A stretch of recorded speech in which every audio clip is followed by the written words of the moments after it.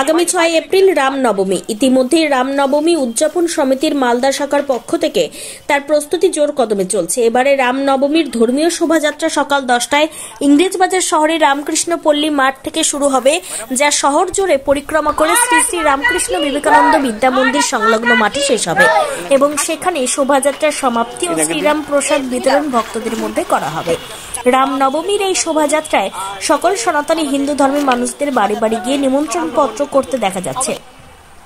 ইংরেজবাজার পৌরসভার ওয়ার্ডগুলিতে সমস্ত ওয়ার্ডে রামনবমী উদযাপন কমিটির সদস্যরা বাড়ি বাড়ি গিয়ে নিমন্ত্রণ পত্র দিতে দেখা যাচ্ছে। সকলের মুখে জয় শ্রীরাম ধ্বনি। রামনবমী উদযাপন কমিটির কার্যকরী সম্পাদক কাজল গোস্বামী জানান, এবছর রামনবমীতে আমাদের যা আশা, প্রায় লক্ষাধিক রাম ভক্তদের সমাগম হবে। আমরা সকল রাম ভক্তরা সনাতনী হিন্দুদের কাছে গিয়ে রামনবমীর শোভাযাত্রায় যাতে অংশগ্রহণ করে সেই বিষয়ে নিমন্ত্রণ পত্র দিচ্ছি। পাশাপাশি রামপ্রসাদ গ্রহণ করুক, আমরা সংকল্প নেই যাতে রামরাজ্য প্রতিষ্ঠা হোক। আজকে অনেক জিহাদি মন্তব্য হচ্ছে, আমাদের প্রভু শ্রীরামের নামে অনেক মন্তব্য হচ্ছে। আমাদের সনাতন হিন্দুদের ঐক্যবদ্ধ হতে হবে। এবার মালদায় ঐতিহাসিক রামনবমীর শোভাযাত্রা হবে।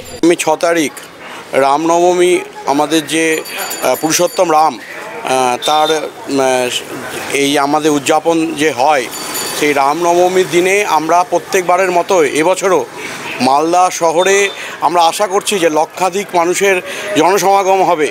মানুষ সনাতন ধর্মের একজন অন্যতম গুরুত্বপূর্ণ ব্যক্তিত্ব এবং সনাতন ধর্মকে জানতে হলে শ্রী রামচন্দ্রকে জানতেই হবে, পুরুষোত্তম শ্রী রামচন্দ্রকে, এবং তাকে জানানো, তার এই জন্মদিনের যে উৎসব আমরা পালন করব, রামনবমীর উৎসব, রামনবমীর মহামিছিল।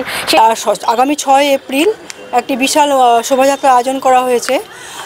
এই শোভাযাত্রা সম্পর্কে একটা কথা বলতে চাই যে এটি একটি কোনো রাজনীতিক শোভাযাত্রা না, এটা একটা ধর্মীয় শোভাযাত্রা। তো আমি চাই গোটা মালদাবাসী জাতি ধর্ম নির্বিশেষে যেন এই মহামিছিলে অংশগ্রহণ করে।